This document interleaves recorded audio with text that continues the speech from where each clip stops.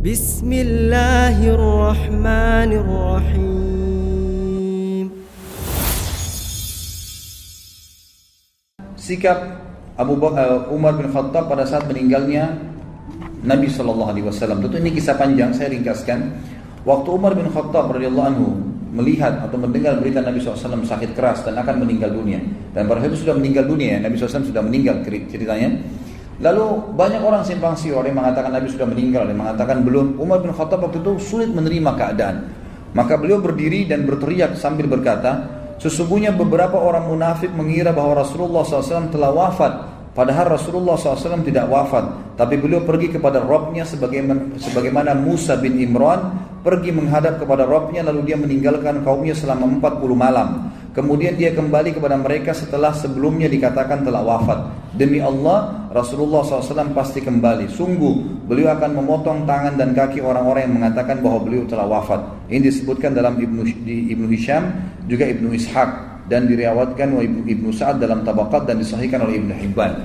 Jadi Umar bin Khattab itu sangat panik, dia mengatakan itu. Maka orang jadi ragu, takut dengan Umar bin Khattab. Umar sambil menghunuskan pedangnya. Pada saat itu Abu Bakar pun belum datang, dan orang-orang menyampaikan kepada Abu Bakar, hai Abu Bakar, datanglah melihat Nabi SAW. Kami tidak tahu beritanya dalam rumah di kamarnya Aisyah. Tidak ada yang tahu simpang siur meninggal atau tidak. Dan Umar bin Khattab sedang marah mengangkat suaranya di depan rumah Nabi SAW dan mengancam siapapun yang mengatakan Nabi SAW telah meninggal akan dipenggal lehernya. Maka Abu Bakar pun datang lalu masuk ke rumah Nabi SAW, tepatnya di rumahnya Aisyah, anak beliau. Aisyah lagi ada di situ, lalu bertanya, bagaimana Rasulullah? Kata Aisyah sudah meninggal. Lalu dilihatlah oleh Abu Bakar, dilihat Nabi SAW sudah meninggal. Lalu Abu Bakar mencium kening Nabi SAW, kemudian menutup dengan kain dan memastikan Nabi SAW sudah meninggal. Lalu Abu Bakar berkata, sungguh wahai Rasulullah, engkau telah merasakan sekarang lebih tentram daripada sebelumnya. Lalu keluarlah Abu Bakar. Abu Bakar mengucapkan kalimat yang jelas, ya, yang beliau mengatakan amma ba'd, ya, beliau teriak dengan suara keras waktu itu memanggil, mengatakan Umar lagi mondar-mandir pegang pedang nih. Kata Abu Bakar, wahai Umar, tenanglah, ala rizkika, tenanglah. Umar tak mau dengar, dia nggak tahu kalau Abu Bakar yang ngomong nih. Enggak, pokoknya dia tetap sampai Abu Bakar. Waktu itu ada dua riwayat, menepuk pundak Umar. Waktu Umar melihat langsung, Abu Bakar langsung dia duduk mendengarkan. Riwayat yang lain dikatakan Umar nggak mau, mondar-mandir, dia tetap marah gitu kan, dalam kondisi dia tidak bisa menahan dirinya. Maka pada saat itu orang-orang pun pada saat lihat Abu Bakar mengurumuni Abu Bakar, meninggalkan Umar waktu itu, karena orang sudah takut sama Umar pakai pedang, gitu kan. Sementara Abu Bakar datang dan mau bicara. Abu Bakar terkenal dengan kelembutannya. Maka Abu Bakar berkata, amma ba'd, siapa yang menyembah Muhammad, ketahuilah bahwasanya Muhammad telah mati, dan siapa yang menyembah Allah, maka Allah itu hidup dan tidak akan pernah mati. Lalu Abu Bakar membacakan ayat A'udzubillahi minasyaitonirrajim, wa ma Muhammadun illa rasulun qad khalat min qablihi ar-rusul afa in mata aw qutila qalabtum ala aqabikum wa may yanqalib ala aqibaihi falan yadurrallaha syai'a wa sayajzillahu syakirin. Muhammad itu hanyalah seorang utusan Allah dan telah berlalu sebelumnya banyak utusan-utusan Allah. Apakah kalau dia mati atau terbunuh di medan perang, kalian meninggalkan agama-agama Allah, meninggalkan agama Allah yang dibawa oleh Muhammad itu sendiri sallallahu alaihi wasallam? Siapa yang meninggalkan apa yang telah dibawa oleh Muhammad sallallahu alaihi wasallam itu, meninggalkan kebenaran, maka tidak akan berbahaya bagi Allah. Allah tidak butuh dengan dia, dan Allah akan membalas orang-orang yang bersyukur. Kata Ibnu Abbas, demi Allah, seolah-olah manusia pada saat itu belum mengetahui bahwa Allah telah menurunkan ayat ini hingga Abu Bakar membacakannya. Lalu manusia semua menerima darinya, tidak seorang pun manusia yang aku dengar kecuali dia membacanya. Ibnu Musayyib rahimahullah berkata, Umar berkata, demi Allah, begitu aku mendengar Abu Bakar membacanya, aku langsung lemas. Kedua kakiku tidak mampu menyangga tubuhku sehingga aku jatuh ke tanah ketika aku mendengarkan, dan aku mengetahui bahwasanya beliau sudah wafat sallallahu alaihi wasallam. Tapi ini kisah bagaimana kedudukan Umar atau posisi Umar pada saat menghadapi matinya Nabi sallallahu alaihi wasallam. Tapi yang bisa diambil pelajaran adalah bagaimana beliau mendengar pada saat datang ayat langsung tunduk. Umar bin Khattab langsung mendengarkan firman Allah Subhanahu wa taala. Ada juga kisah tentang bagaimana Umar membayat Abu Bakar. Saya ringkaskan kisahnya adalah waktu Nabi SAW meninggal, orang-orang Ansar berkumpul di Bani Thaqifah. Bani Thaqifah ini sampai waktu saya masih mahasiswa kemarin, tahun 90 sampai 9 terakhir sampai tahun 98, 97 saya masih lihat masih ada sebenarnya. Ada sebuah kebun kurma gitu. di dekat perpustakaan Raja Abdul Aziz. Dulu tuh tempat Bani Thaqifah, tempat orang-orang Ansar berkumpul, tapi sekarang sudah masuk perluasan masjid. Intinya adalah di situ dulu ada Bani Thaqifah, orang-orang Ansar berkumpul. Mereka saling bermusyawarah ingin memilih pimpinan mereka. Ya. Sa'ad bin Mu'adz radhiyallahu anhu memilih sebagai khalifah mengganti Nabi SAW. Lalu waktu Abu Bakar dan Umar dengar, Abu Bakar langsung mengajak Umar, ayo kita ke sana.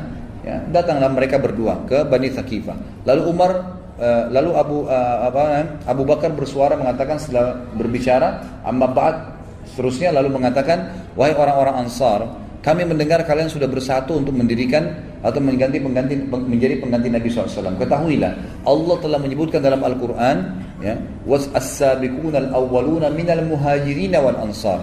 Allah telah menyebutkan orang-orang yang terdahulu dari muhajirin dan ansar. Allah mendahulukan kami muhajirin daripada kalian ansar. Berarti yang mestinya kita lakukan adalah pemimpin dari muhajirin dan wakil dari ansar. Wakilnya dari ansar. Saya memilih agar Umar ini yang kalian pilih, karena Umar ini orang yang paling patuh dengan Allah menurut saya.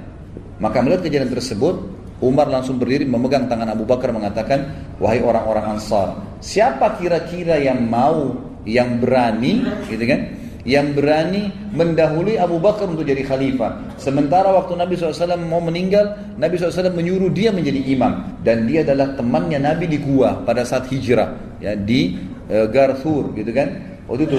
Jadi siapa yang bisa mengganti? Siapa yang bisa kira-kira di antara kalian menganggap lebih afdal daripada Abu Bakar?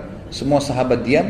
Lalu Umar mengatakan, saya membaiat Abu Bakar. Ulurkan tangan Abu Bakar, lalu diulurkan. Lalu kemudian orang-orang Ansar semua membaiat Abu Bakar. Dan pada saat itu ulama menanggapi mengatakan, selama Abu Bakar jadi khalifah, maka Umar bin Khattab menjadi atau panen pahalanya karena dia menjadi penyebabnya. Umar bin Khattab di zaman khilafahnya Abu Bakar diangkat menjadi hakim. Dan ulama sepakat mengatakan dialah hakim pertama dalam Islam. Jadi orang-orang seperti ini yang tegas perlu diangkat menjadi hakim. Dan ini diriwayatkan oleh Imam Bukhari. Juga pada saat Abu Bakar meninggal, Abu Bakar menyerahkan khilafah kepada Umar sebagaimana kita ketahui. Dan Ibnu Jauzi juga mengatakan, ketika Abu Bakar menginginkan hal tersebut, yang menyerahkan khilafah, maka dia memanggil Abdurrahman bin Auf. Tanya, wahai Abdurrahman, kira-kira bagaimana pendapatmu tentang Umar? Dan ini sebuah pelajaran besar juga yang kita ambil di sini, ya. Seorang yang kenal baik pada orang lain pun tidak ada salahnya dia menanya, bermusyawarah dengan orang yang lain lagi yang mengenalnya. Di sini Abu Bakar sudah sangat kenal kepada Umar bin Khattab dan dia mau menunjuk sebagai khalifah. Tapi tetap dipanggil sahabat Nabi yang lain, Abdurrahman bin Auf yang juga dijamin masuk surga. Ditanya, bagaimana pendapat kau Abdurrahman tentang Umar?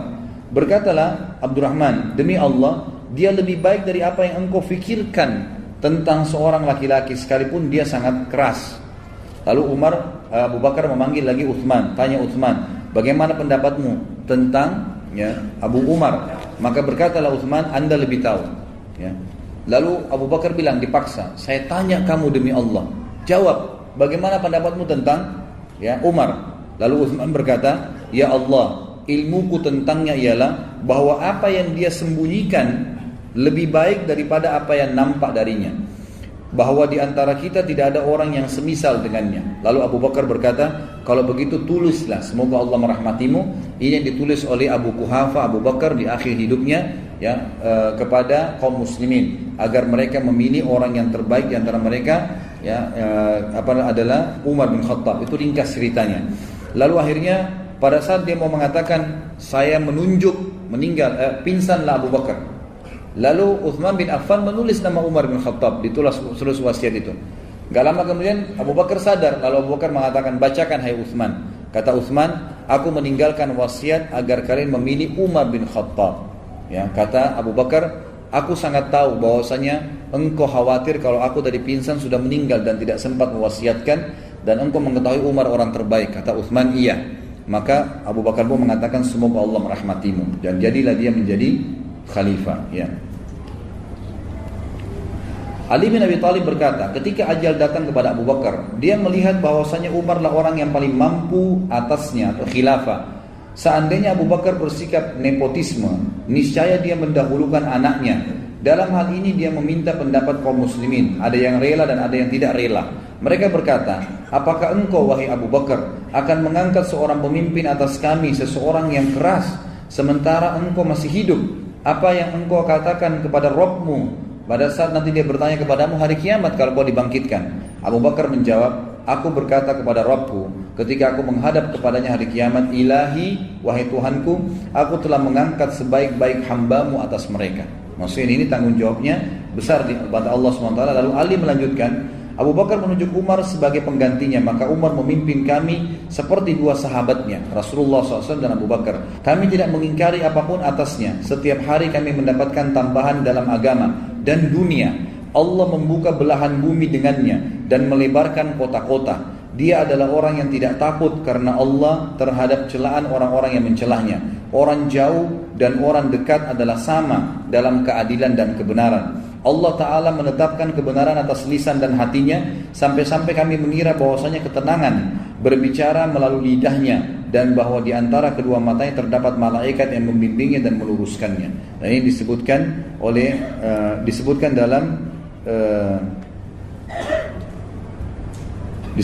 Asy-Sya'bi dari Ali radhiyallahu dalam riwayat, dan rawi-rawinya thiqat. Semuanya rawi-rawinya thiqat, ya. Kemudian dikatakan juga ada beberapa kisah berhubungan dengan masalah Umar bin Khattab ini. Di antaranya adalah di sini ditulis oleh beliau, judulnya sebenarnya hadiah untuk memimpin kaum muslimin. Kelembutan Abu Bakar sampai pada tingkat jika anak-anak melihatnya, mereka akan berlari kepadanya dan menyambutnya sambil berteriak, wahai ayahku. Jadi kalau Abu Bakar itu saking lembut sekali, sampai-sampai anak-anak Madinah kalau melihatnya berteriak sambil mengatakan, wahai ayahku, sambil lari. Dan akhirnya Abu Bakar pun memeluk mereka dan mengusap kepala mereka. Sedangkan waktu Umar menjadi khalifah, kewibawaannya mengalahkan kelembutannya, hingga pada tingkat sekiranya orang-orang duduk di pelataran rumahnya, mereka akan bubar dan meninggalkan tempat mereka karena segan, sehingga mereka melihat apa yang dilakukan oleh Umar bin Khattab. Jadi Umar bin Khattab ini bubar. Dinukil dalam sebuah kisah bahwasanya Umar bin Khattab setiap malam kalau keluar selalu membawa tongkat kayu dan keliling di kota Madinah untuk mencari tahu siapapun yang begadang, ya, yang tidak tidur. Habis Isya nih, dia putar di Madinah bawa tongkat. Kalau orang-orang tersebut tidak bisa memberikan alasan yang tepat kenapa mereka begadang, maka dipukulin oleh Umar. Sambil Umar mengatakan, apakah kalian begadang di sini, ya, membuang-buang waktu kalian di awal malam sehingga kalian kehilangan kesempatan beribadah dengan Allah di akhir malam? Demi Allah bubarlah, dibubarin sambil dipukulin sama Umar. Kalau mereka punya alasan, mungkin masalah takziah, ada orang sakit lagi dijenguk, maka Umar bin Khattab membiarkannya. Jadi Umar bin Khattab radhiyallahu anhu sangat tegas dalam masalah-masalah seperti ini. Kita bisa lihat sekarang ada beberapa yang berhubungan dengan rasa takutnya Umar bin Khattab kepada Allah Subhanahu wa taala. Utsman bin Affan berkata, dalam riwayat yang disebutkan dalam Usudul Ghabah kitab Ibnu Athir dengan sanad yang sahih, juga disebutkan oleh Ibnu Athir dalam Al-Kamil. Dikatakan ini teman-teman yang pegang buku di halaman 244 ya sampai 255 riwayatnya di akhir paragraf. Di sini saya titik beratkan saksi bahasannya. Utsman bin Affan berkata, satu waktu saya sedang berada di Madinah dan sangat panas cuacanya waktu itu. Kemudian saking panasnya, saya pun akhirnya melihat ke arah luar dari rumah, jendela rumah itu saking panasnya sampai saya memasukkan lagi wajah saya ke dalam, kena panasnya gitu. Lalu saya melihat dari kejauhan ada seseorang yang sedang menutup wajahnya dengan imamahnya dan sedang menggiring unta-unta yang sedang ada di kejauhan, panas sekali. Ya. Lalu saya pun berkata kepada para pengawal saya, siapa orang ini? Lalu pada saat kami mendekat atau orang itu mendekat, maka pengawal saya mengatakan atau orang-orangnya Utsman mengatakan, ya pegawainya dia Umar bin Khattab, Amir Mukminin. Lalu aku pun berkata, wahai Amir Mukminin, kata Utsman, kenapa Anda lakukan ini? Ada apa? Kata Umar, saya sedang mengambil atau menangkap 2 ekor unta zakat, ya.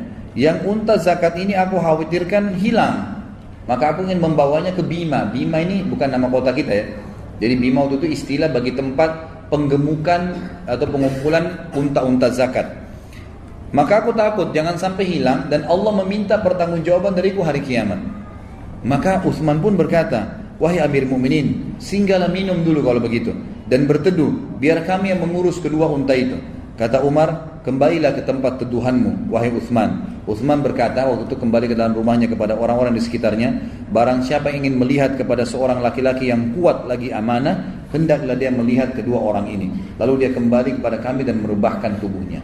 Tapi kita bisa ambil pelajaran Umar bin Khattab jadi khalifah, siang hari bolong ngikut lagi mengurus 2 ekor ya unta zakat yang harus dibawa ke tempat penggemukan. Padahal bisa ditugaskan pegawainya, bisa nanti sore hari pada saat dingin, tapi ini enggak. Beliau kerjakan pada waktu itu juga. Pernah dikatakan juga dalam satu waktu, ini karena takutnya dengan Allah Subhanahu wa taala, Abdullah bin Umar anaknya berkata dalam ini, dan ini riwayat disebutkan dalam Akhbar al-Ummah ya. Dikatakan Akhbar al-Umar, maaf, ada buku namanya Akhbar Umar dan dinukil dalam kisah bahwasanya Abdullah bin Umar radhiyallahu anhu pernah berkata, aku membeli seekor unta. Abdullah bin Umar ini sahabat Nabi yang mulia dan anaknya memang Umar bin Khattab, terkenal kesolehannya. Dia bilang, saya pernah beli seekor unta itu kurus. Lalu saya titipkan unta itu ke Bima tadi, ya, tempat penggemukan dan penyimpanan unta-unta zakat. Saya letakkan di sana. Kemudian digemukanlah oleh orang-orang pada saat itu, dititipin aja. Abdullah bin Umar tidak bayar tuh, nggak bayar unta itu atau penggemukannya. Maka setelah gemuk, Abdullah bin Umar membawa unta tersebut ke pasar, gitu kan. Dijual lah, orang-orang teriak, unta gemuk punyanya Abdullah, anaknya Amir Mukminin, gitu kan. Ini ada nilai jualnya, orang pada ngumpul, untanya bagus, punyanya Abdullah bin Umar sahabat Nabi, anaknya Amir Mukminin. Umar bin Khattab kebetulan lewat waktu itu di situ. Lalu dia dekatin, dia bilang, ini unta siapa? Kata mereka, unta Abdullah. Mana Abdullah? Abdullah bin Umar datang, mengatakan, iya wahai Amir Mukminin. Walaupun ayahnya dia mengatakan Amir Mukminin karena sudah jadi raja. Kata Umar, apa ini Abdullah? Kata Abdullah, unta saya. Ya. Kata Umar, dari mana kau dapat? Dia bilang, saya beli. Bagaimana bisa gemuk? Kata Umar, dia bilang, saya meletakkannya di Bima, gitu kan, di tempat penggemukan atau pemeliharaan unta-unta zakat. Lalu kemudian setelah gemuk, saya bawa ke pasar dengan harapan saya bisa mendapatkan apa yang didapatkan oleh pedagang, oleh kaum muslimin, dapat untung. Kata Umar bin Khattab, Abdullah, karena kau anaknya Amir Mukminin, lalu kau meletakkan untahmu di Bima dengan tujuan menggemukkannya, gitu kan, maksudnya tanpa kau membayar upah. Setelah gemuk kau mau menjualnya, maka sekarang kau harus menjual unta ini. Kalau kau menjual unta ini, ambillah modalmu saja, keuntungannya kembalikan ke ya pengampungan unta-unta tadi. Karena gemuknya untamu ini dari uangnya ya penggemukan unta tadi. Kamu cuma punya modal, kecuali kalau kamu bayar. Kita lihat di sini ya, riwayat ini menjelaskan bagaimana pekahnya Umar bin Khattab radhiyallahu anhu. Beliau hati-hati sekali. Jangan sampai, mungkin karena orang sekarang berpikir anak presiden, gak apa-apa deh pakai fasilitas mobil dinasnya ayahnya. Kurang lebih begitu. Kalau Umar bin Khattab ini mustahil dikasih kepada anak-anaknya, gitu kan? Karena memang beliau tahu ini tidak mungkin digunakan secara umum. Ini diantara riwayat. Abdullah bin Abbas juga mengatakan, pernah didatangkan nampan di depannya Umar bin Khattab penuh dengan emas. Ada orang datang bawa emas. Ini pendapatan negara, penuh dengan emas-emas. Lalu bongkahan-bongkahan yang besar. Kata Abdullah bin Abbas, Umar pun memanggil saya mengatakan, wahai Ibn Abbas, kesinilah. Ambil ini, bagikan kepada kaummu. Abdullah bin Abbas mengatakan, baiklah, saya sibuk membagikan harta tersebut. Lalu pada saat aku sibuk membagikan di hadapan Umar, tiba-tiba aku mendengarkan tangisan dari Umar yang berkata, ya Allah, aku tidak tahu kenapa engkau tidak mendatangkan emas ini kepada 2 orang sebelumku, Rasulmu Muhammad SAW dan sahabatnya Abu Bakar. Ya. Tentu engkau tidak datangkan kepada mereka. Maksudnya kenapa emas ini enggak datang justru waktu Nabi jadi Nabi, waktu masih hidup? Kenapa bukan zaman Abu Bakar waktu jadi raja? Kalau ini datang di zaman mereka, engkau tidak datangkan di zaman mereka ya Allah, tentu kan engkau inginkan kebaikan buat mereka. Jadi tidak ada tanggung jawabnya. Sekarang engkau datangkan kepada aku tidak tahu ini kebaikan atau keburukan. Maka izinkanlah aku ya Allah untuk mengeluarkannya. Maka Abu Bakar Umar pun mengeluarkan semua tadi dari harta didapatkan pendapatan negara ya. Kalau kita pikir-pikir sekarang mungkin presiden bisa nikmatin sebagiannya. Ini sama sekali dikeluarkan, bahkan dia bermuhasabah, dia anggap itu sebuah fitnah yang tidak pernah datang kepada Nabi SAW dan Abu Bakar. Kemudian juga dikatakan dari Mujahid, Umar bin Khattab berkata, ini dinukil dalam Ibnu Athir dalam kitab Usudul Ghabah. Usudul Ghabah ini jamak daripada asad, artinya singa ya. Usud itu jamak daripada asad, singa. Ghabah itu maksudnya hutan ya. Jadi ini nama buku yang menarik memang tentang masalah sejarah-sejarah para sahabat dan Nabi SAW. Umar bin Khattab menghabiskan 20 dirham dalam sebuah perjalanan haji dilakukannya dari Madinah ke Mekah, dari Mekah ke Madinah. Mujahid berkata, kemudian dia menyesal dan dia menepuk satu tangannya ke tangan yang lain, menepukkan tangan kanan di tangan kiri. Dia berkata, kami memang berhak dikatakan telah berbuat israf atau pemborosan terhadap harta Allah Subhanahu wa taala. Riwayat yang lain, Abdullah bin Amr bin Rabi'ah berkata, aku melihat Umar bin Khattab memungut kulit biji gandum dari tanah. Dia berkata, seandainya aku bisa menjadi kulit gandum ini, seandainya aku bukan apa-apa, seandainya ibuku tidak melahirkanku. Kata para ulama, ini menandakan bukan menyesali dia hidup, tapi dia mengatakan kecilnya amal saya sampai-sampai besar tanggung jawab yang saya harus lakukan di depan Allah SWT. Kalau kulit ini tidak akan bertanggung jawab, gitu kan? Seperti itu gambarannya. Qatada juga berkata, pernah satu kali Umar bin Khattab datang ke negeri Syam. Dibuatkanlah sebuah makanan yang belum pernah dia lihat sebelumnya. Ketika makanan tersebut dihidangkan kepadanya, dia berkata, ini untuk kami. Lalu apa yang disiapkan untuk kaum muslimin yang miskin, yang tidak pernah merasa kenyang dengan roti gandum? Maka Khalid bin Walid berkata, surga untuk mereka. Maka Umar bin Khattab menangis mendengarkan kata-kata Khalid, surga buat mereka. Jika ini adalah bagian kami sedangkan mereka pergi ke surga, sungguh mereka telah meraih keutamaan yang sangat jauh. Lalu Umar bin Khattab pun meninggalkan makanan tersebut. Dalam kisah yang lain, ini ada beberapa kisah. Kisah yang ketujuh kurang lebih, Salim bin Abdullah berkata bahwasanya Umar bin Khattab memasukkan jarinya pernah memeriksa di dubur, di bagian belakang unta. Biasanya unta itu kalau mau diperiksa sakit atau tidak, dipegang bagian duburnya. Kalau unta itu kalau demam atau enggak, biasa ketahuan dari situ. Dengan cara tertentu lah orang-orang ini memahaminya. Umar bin Khattab memeriksa seekor unta sambil berkata, sungguh aku takut ditanya apa yang terjadi padamu oleh Allah SWT pada hari kiamat. Karena beliau pemimpin, beliau takut sampai unta pun, jangan sampai unta itu sakit, dia tidak tahu sementara unta itu di bawah naungannya, gitu kan? Itu luar biasa bagaimana kita pikirkan keadilan beliau. Kisah yang selanjutnya yang ke-8 adalah terkadang Umar mendekatkan tangannya ke api, lalu dia berkata, wahai Ibnu Khattab, apakah engkau bisa bersabar menghadapinya? Sambil Umar bin Khattab menangis. Jadi beliau sering mendekatkan tangannya ke api sambil mengatakan, apa kau bisa sabar menghadapinya hai Ibnu Khattab? Muhasabah sambil menangis. Kisah yang selanjutnya Al-Bara' bin Masrur berkata, pada suatu hari Umar bin Khattab keluar, dia datang ke mimbar, pada saat itu dia sedang sakit. Lalu seseorang berkata kepadanya, wahai Amir Mu'minin, tidakkah anda minum madu? Dan waktu itu kebetulan ada kantong kecil madu di Baitul Mal, di tempat penyimpanan harta. Lalu dibawalah kepada Umar. Umar berkata, kalau kalian izinkan wahai muslimin, ini kan harta muslimin, kalian izinkan saya untuk meminumnya, saya akan meminumnya. Tapi kalau tidak, maka dia akan haram atasku. Jadi Umar bin Khattab hati-hati sampai mal dari Baitul Mal dalam kondisi sakit dia tidak berani meminumnya, gitu kan? Ini luar biasa. Bagaimana dengan pemimpin kita sekarang yang bukan haknya, menandatanganin saja mengiyakan, akhirnya orang lain pada ngambil haknya orang lain. Berapa besar tanggung jawab hari kiamat. Ini untuk diri dia sendiri, minum madu aja dari Baitul Mal, dia takut. Dia mengatakan kalau kalian izinkan baru saya minum, kalau enggak maka dia akan haram bagi saya.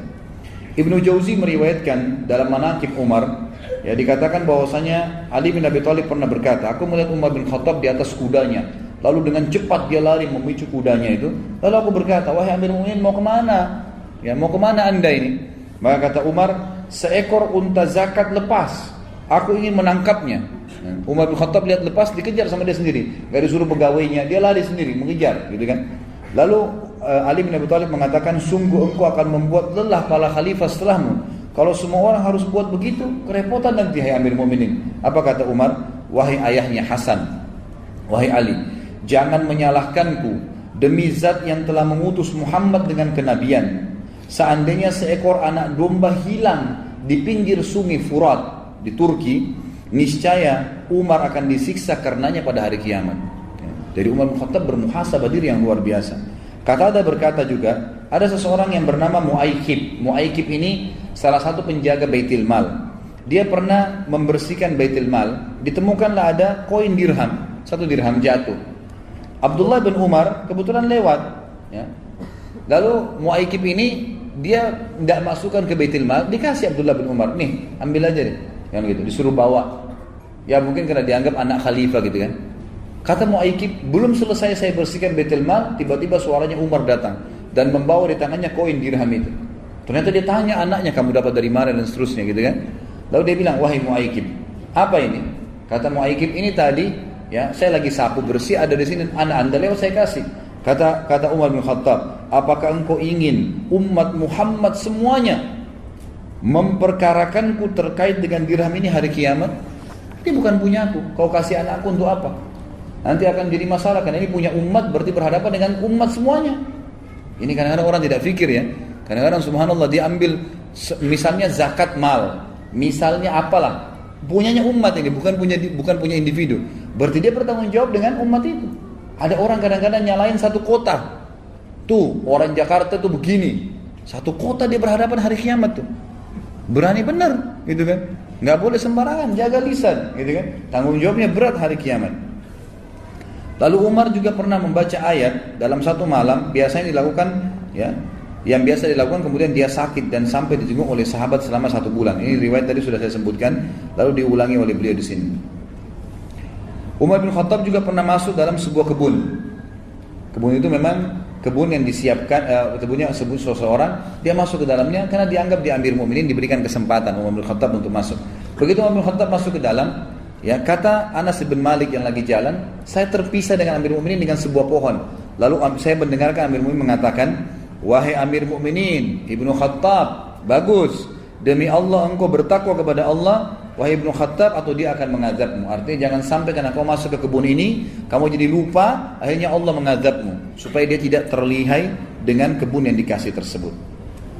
Dalam masalah zuhud, semua raja waktu itu punya stempel, dan umumnya di cincin, biasanya di cincin. Umar bin Khattab punya cincin, gitu kan?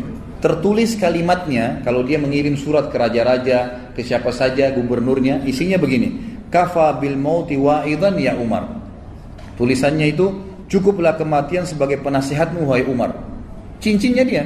Jadi setiap dia stempel dia ingat. Dia lagi kirim surat nih, oh ternyata saya diingatkan dengan kematian. Stempelnya bunyinya begitu, gitu kan? Pernah gak antum berpikir stempel begitu, gitu kan? Ketika memegang khilafah, Umar bin Khattab berkata, tidak halal untukku dari harta Allah kecuali 2 pakaian. Satu pakaian untuk musim dingin dan satu pakaian untuk musim panas. Jadi kalau dia lagi jadi khalifah, kalaupun harus dibelikan oleh Baitul Mal, cukup 1. Musim dingin, 1 musim panas. Bukan semua dibiayai oleh pemerintahan. Makanan pokok keluargaku seperti makanan orang laki-laki dari Quraisy yang bukan merupakan orang terkaya mereka. Kemudian aku ini hanyalah seorang laki-laki dari kaum muslimin. Cukup banyak riwayat di sini disebutkan tentang masalah itu, dan pernah Jabir bin Abdullah memegang, radhiyallahu anhu, seorang sahabat pegang daging, bawa baru beli gitu, kayak kita sekarang mungkin dikresek di bawah gitu kan. Kemudian Umar bertanya, apa itu Jabir? Jabir mengatakan, daging saya beli, saya pengen makan daging.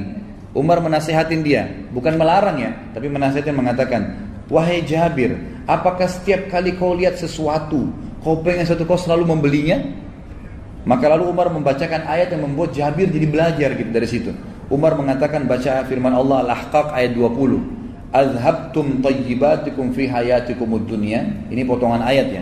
Kurang lebih artinya, apakah kalian sudah menghabiskan rezeki yang baik dalam kehidupan dunia kalian?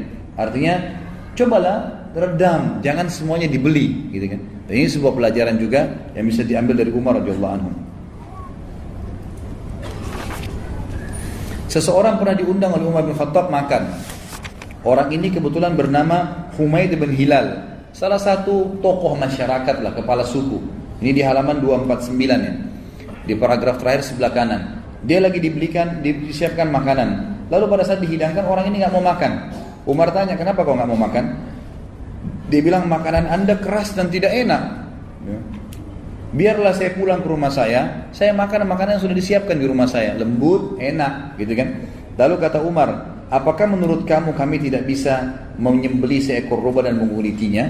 Apakah kau mengira kami tidak bisa mengambil tepung lalu disaring dengan kain demi kain sehingga menjadi halus? Apakah kau mengira bahwasanya kami tidak bisa membuat roti yang lembut? Dan kami memerintahkan satu genggam kismis dimasukkan ke dalam kantong air. Biasanya orang dulu lakukan itu, kemudian dikocok, nanti jadi manis airnya, jadi air kismis gitu kan. Apa kamu mengira kami tidak bisa melakukan itu sehingga nanti kami bisa merasakan nikmatnya seperti memakan daging rusa? Maka dia pun berkata, si orang tadi yang diundang itu, Humaid berkata, sungguh aku menangkap anda ini orang yang tahu makanan enak, lalu kenapa harus ada makanan yang seperti ini? Kata Umar, benar demi zat yang jiwaku berada di tangannya, jika aku tidak takut amal baikku berkurang, niscaya aku akan mengikuti kemewahan hidup kalian. Tapi aku ini tidak berani seperti itu, karena takut nanti malah jadi lalai dan meninggalkan semua amal-amal kebaikan. Pada tahun Ramadan tahun peceklik ya, Waktu itu lagi tidak ada makanan, orang-orang jadi susah, hewan-hewan jadi pandang kehabisan makanan. Umar bin Khattab radhiyallahu anhu hanya makan roti dan minyak sampai-sampai kulitnya menjadi hitam, gitu kan. Kemudian beliau berkata, seburuk-buruk pemimpin adalah aku jika aku kenyang sedangkan orang-orang kelaparan. Benar-benar mengagumkan dirimu wahai Umar, kata si penulis ini. Sangat luar biasa gitu. Dan beliau pernah berkata pada perutnya pada saat itu, kami tidak punya, sambil tepuk-tepuk perutnya sendiri, kami tidak punya makanan sehingga masyarakat tetap hidup. Artinya kamu harus tenang dan terima itu. Perutnya sendiri diajak ngomong sama dia dan diingatkan agar jangan sampai melakukan hal-hal yang melampaui batas gitu. Kemudian Muawiyah radhiyallahu anhu berkata, sahabat Nabi yang mulia, Abu Bakar tidak menginginkan dunia, dunia pun tidak menginginkannya. Adapun Umar, dunia menginginkannya. Maksudnya Muawiyah, di zaman Abu Bakar ekspansi tidak terlalu luas, kekayaan harta rampasan perang tidak terlalu banyak. Tapi di zaman Umar, dunia menginginkannya, tapi dia tidak menginginkannya. Sedangkan kita berguling-guling banting tulang di dalam dunia itu. Artinya diberikan nasihat oleh Muawiyah kepada kita semua. Tawadhu'nya Umar bin Khattab radhiyallahu anhu dikatakan bahwasanya beliau pernah keluar bersama Al-Jarud dari sebuah masjid. Di jalan bertemu dengan seorang wanita yang duduk di atas jalan. Wanita itu sudah tua sekali. Lalu Umar mengucapkan salam kepadanya dan dia pun menjawab salam. Dalam riwayat dikatakan wanita itu memberikan salam, Umar menjawabnya. Wanita itu berkata, wahai Umar, dulu aku melihatmu saat engkau masih bernama Umair. Orang Arab itu kalau masih kecil namanya diperkecil, Umar jadi Umair, gitu kan? Saya lihat dulu kamu masih Umair, lari-lari di pasar Ukaz, suka berkelahi dengan anak-anak. Dan sekarang baru saja berlalu waktu, engkau tiba-tiba menjadi Umar, menjadi orang yang sudah dewasa dan besar. Kemudian baru berlalu saja waktu, kamu tiba-tiba menjadi Amir Mukminin, menjadi raja. Bertakwalah kepada Allah wahai Umar terhadap rakyatmu. Ketahuilah bahwasanya siapa yang takut mati, dia akan takut kehilangan. Ya. Maka Umar pun menangis. Maksudnya kalau kamu takut ya berkorban untuk agama ini, maka kamu berarti tidak takut mati. Tapi kalau kamu takut mati, ada hisab hari kiamat, kamu akan berhati-hati. Kurang lebih begitu maknanya. Al-Jarud berkata, ibu itu, Al-Jarud ini pendampingnya Umar berkata, ibu, engkau telah menyakiti dan lancang terhadap Amir Mukminin. Assalamualaikum warahmatullahi wabarakatuh. Alhamdulillah, wassalatu wassalamu ala Rasulillah.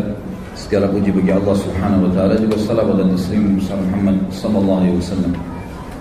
Masih melanjutkan Umar dan beberapa poin yang berhubungan dengan beliau sebelum membahas masalah meninggal dan mati syahidnya radhiyallahu anhu. Beliau juga punya kisah berhubungan dengan masalah mendidik diri beliau dan juga pemimpin-pemimpin yang biasa beliau atau yang sudah beliau tunjuk. Satu waktu pernah Umar bin Khattab memiliki anak yang bajunya sobek kemudian ditambal. Pada saat ditambal baju tersebut, keesokan harinya robek lagi, ditambal lagi yang kedua kalinya, sampai terdiri baju tersebut dari beberapa kali tambalan. Teman-teman anak Umar ini mengolok-olok anak Umar. Anak Amir Mukminin bajunya sobek, anak Amir Mukminin bajunya ditambal. Sampai anak Umar bin Khattab ini menangis pulang dan berkata kepada ayahnya, wahai ayahku, masih anak-anak, masih kecil. Teman-temanku mengolok-olok aku karena bajuku ditambal. Bisa gak ayah belikan aku baju? Kata ayahnya, kalau sekarang, kata Umar radhiyallahu anhu, kalau sekarang saya nggak punya uang wahai anakku untuk beli baju. Bayangkan untuk beli baju berapa dirham aja nggak pegang uang pada saat itu. Radhiyallahu anhu.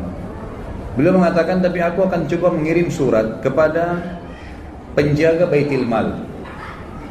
Ditulislah surat oleh Umar bin Khattab kepada penjaga Baitul Mal waktu itu dan dikatakan, saya meminta secara pribadi, bukan kebutuhan negara, agar Anda meminjamkan saya uang untuk membelikan baju buat anak saya yang akan saya bayar bulan depan di gaji nanti. Ada gajinya Umar bin Khattab, saya akan ambil gaji, di gaji saya dipotong.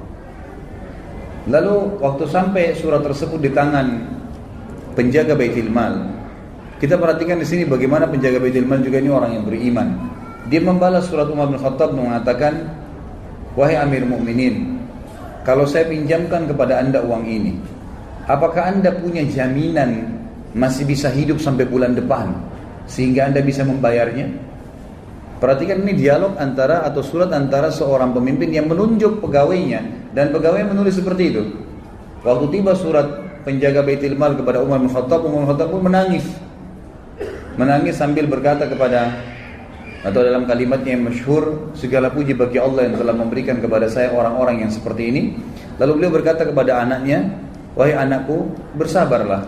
Kalau ayahmu ini masih hidup sampai bulan depan dan menerima gaji, maka pasti saya akan memberikan kamu baju.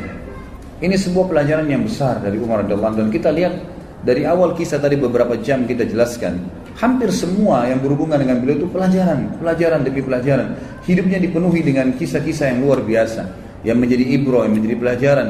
Dan beliau sudah mendahului kita semua dengan kemuliaannya. 1400 tahun lebih sekarang Umar bin Khattab sudah meninggal, kita masih bisa terkesan, kita masih bisa terkesimak, kita bisa mengambil pelajaran dari kejadian-kejadian di zaman beliau. Bahkan menjadi hukum-hukum fikih yang dilakukan oleh seluruh umat Islam. Sebagaimana tadi kita jelaskan dalam beberapa poin, bagaimana Umar bin Khattab menjadikan atau dijadikan keputusannya sebagai hukum di jalan Allah Subhanahu wa taala. Umar bin Khattab radhiyallahu anhu sangat tegas dalam agama Allah ini. Tidak main-main kalau memang hal itu perlu ketegasan. Dalam sebuah kisah pernah ada seorang Yahudi dengan munafik. Yang munafik ini hutang dari orang Yahudi.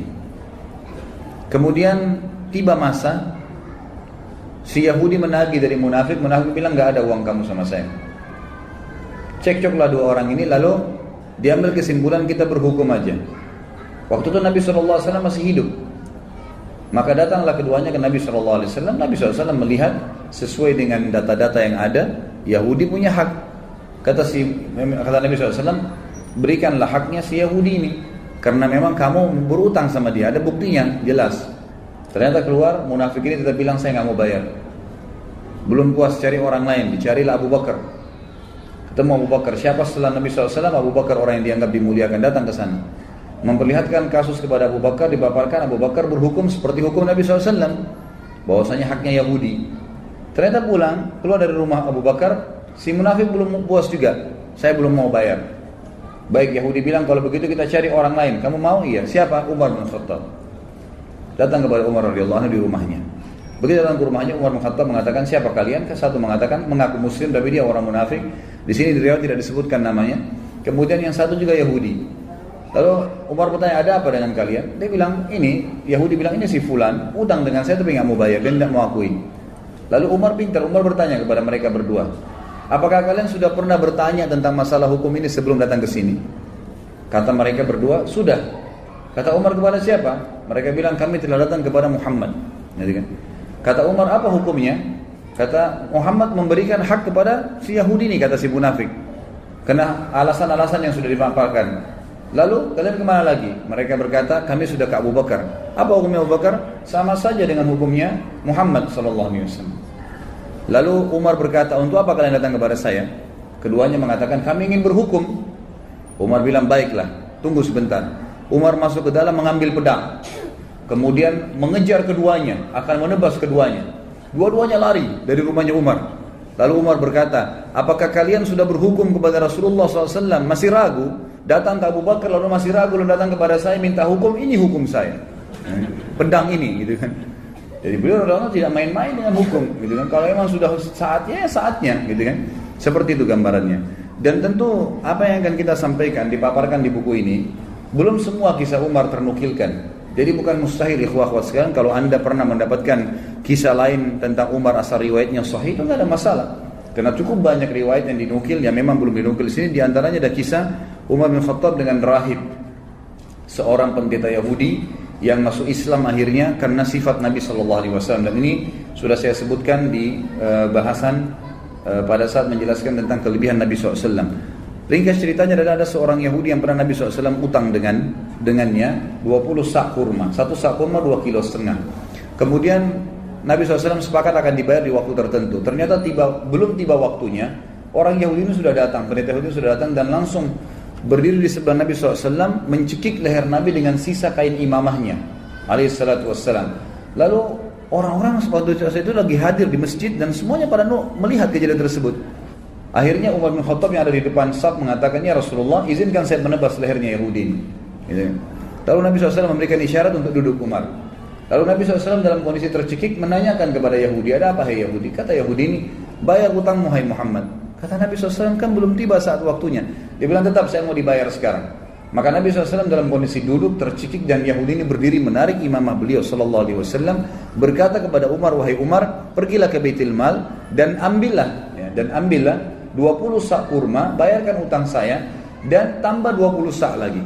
Kata Umar, ya Rasulullah, 20 sak pertama utang Anda, 20 sak kedua untuk apa? Kata Umar, kata Nabi SAW, itu hukuman karena kau sudah menakut-nakuti dia.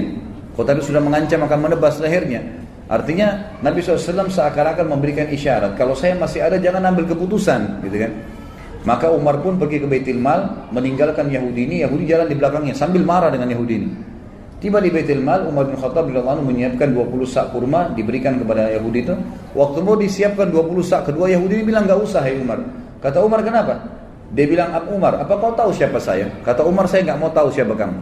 Dalam kondisi marah gitu kan. Langsung dia sebutkan namanya, saya Fulan bin Fulan. Namanya ini kebetulan nama salah satu pendeta Yahudi yang terkenal sudah lama masuk Islam. Kata Umar, saya tanya kamu atas nama Allah, apakah kau dia? Dia bilang iya. Bukankah kau tahu itu adalah Rasulullah sallallahu alaihi wasallam? Kata dia, ya saya tahu. Lalu kenapa kau lakukan perbuatan tadi sementara kau tahu adalah Nabi Allah? Kata si Yahudi, hai Umar, apa kau kira saya gila? Saya datang ke masjid kalian, mencekik Nabi dan Raja kalian di hadapan kalian. Saya sudah siap mati pada saat itu, karena saya ingin membuktikan satu hal dari Muhammad yang belum saya temukan padanya. Semua ciri kenabian Nabi terakhir ada pada diri Muhammad. Semua sudah saya temukan, fisiknya, tempat tinggalnya, nama-namanya, tinggal ada satu belum. Ghalaba hilmuhu ghadabu.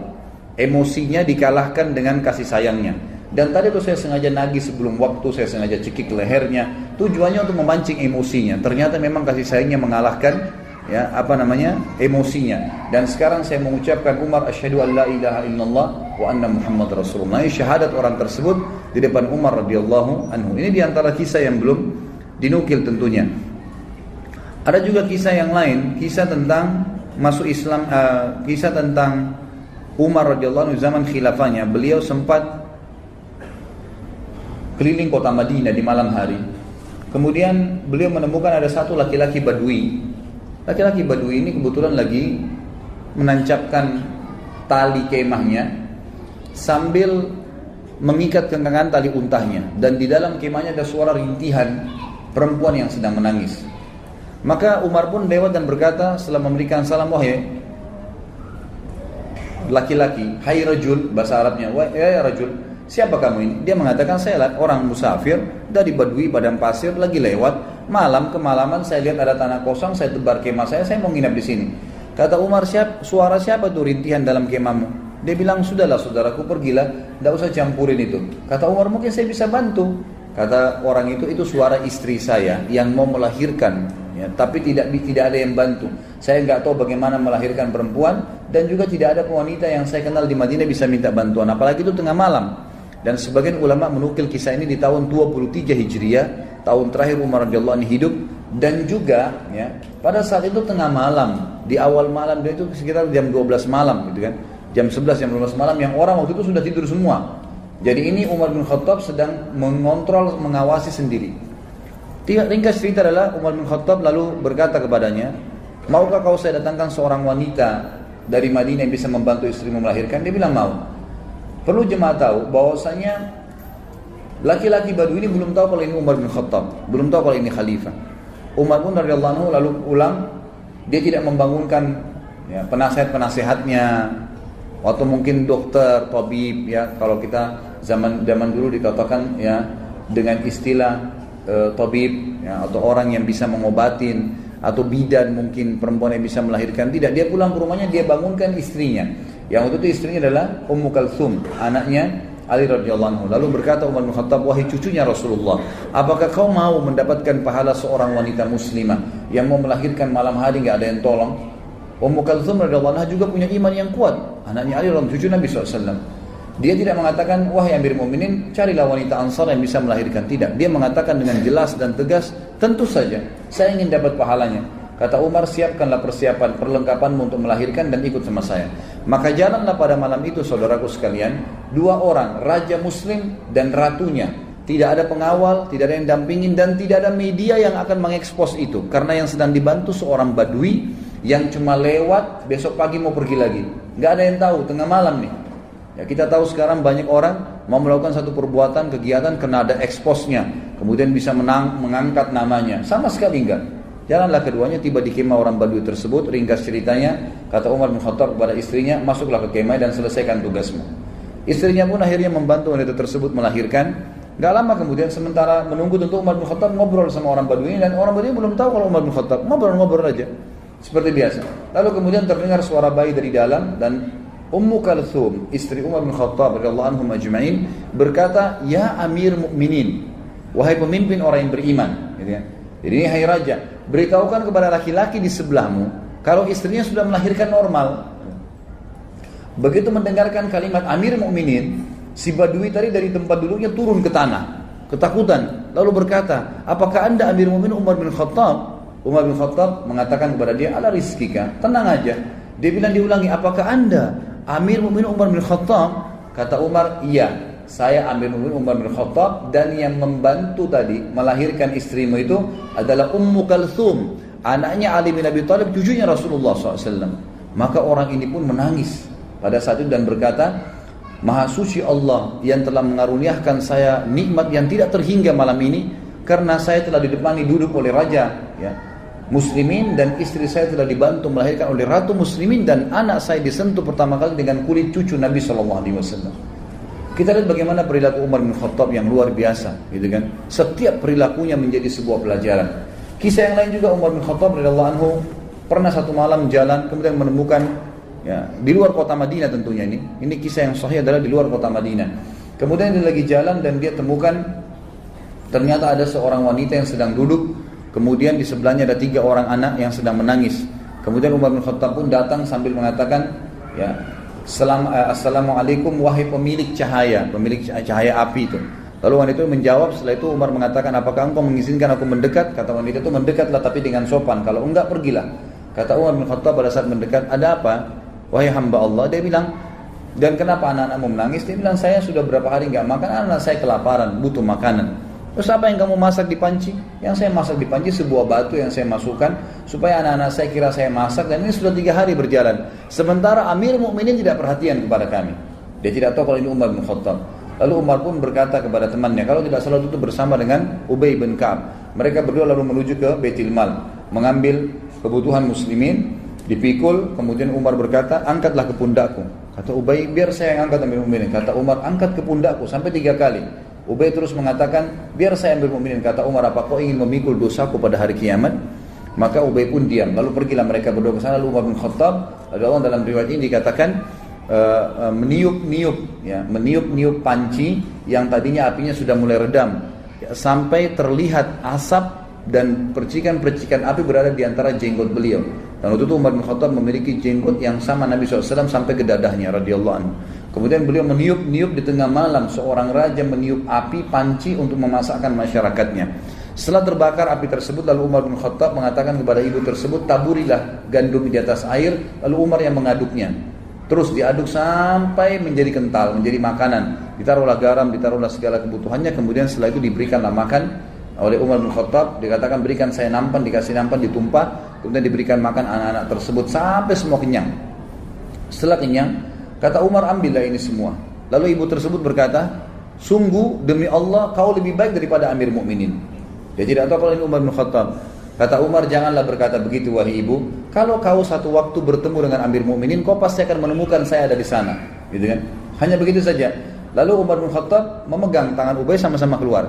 Kata Ubay, waktu Umar bin Khattab, Amir Mukminin, meninggalkan tempat tersebut, lalu dia menyelip di antara semak belukar seperti binatang buas yang sedang mengintai mangsanya. Dilihat dengan teliti ke arah ibu tadi sama anak-anak itu. Lalu setelah itu dia lihat anak-anak tersebut yang tadinya nangis, tidur, bangun, bermain, ceria, gitu kan. Lalu Umar bin Khattab mengangkat kepalanya, ya seakan-akan berhenti untuk memata-matai dan berkata, "Segala puji bagi Allah yang selamatkan saya dari orang-orang ini yang akan menuntut saya pada hari kiamat." Perilaku yang sangat luar biasa dari seorang yang beriman kepada Allah Subhanahu wa ta'ala. Dan cukup banyak kisah yang berhubungan dengan hal-hal yang seperti ini. Umar bin Khattab radhiyallahu anhu juga pernah memberikan pelajaran tentang masalah takdir.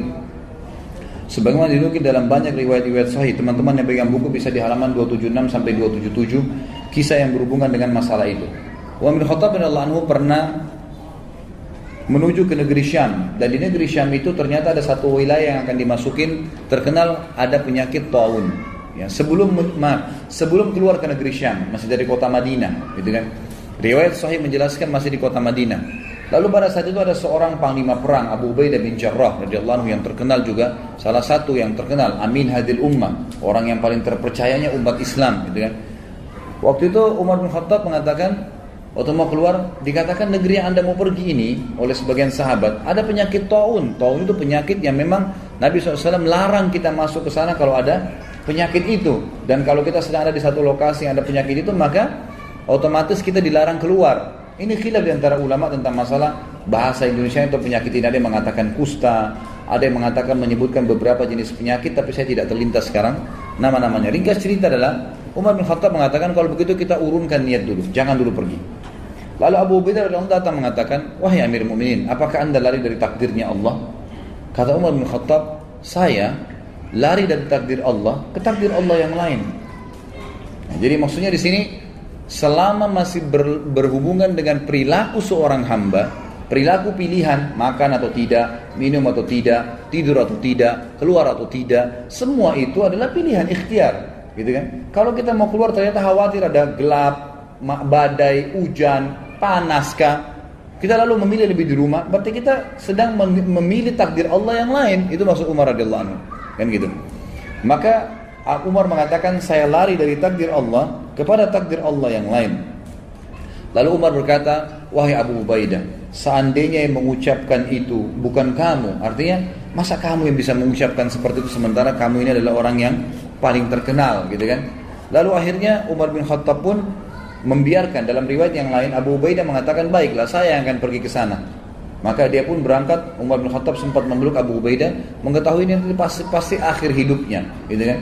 Pergilah mereka pada saat itu. Yang dalam riwayat ini, tapi riwayat lain mengatakan Abu Ubaidah nggak jadi keluar, tetap aja di Madinah. Dan akhirnya ditunggulah berita. Umar terus menyebarkan berita, siapa yang punya berita tentang taun, penyakit taun dari Nabi SAW.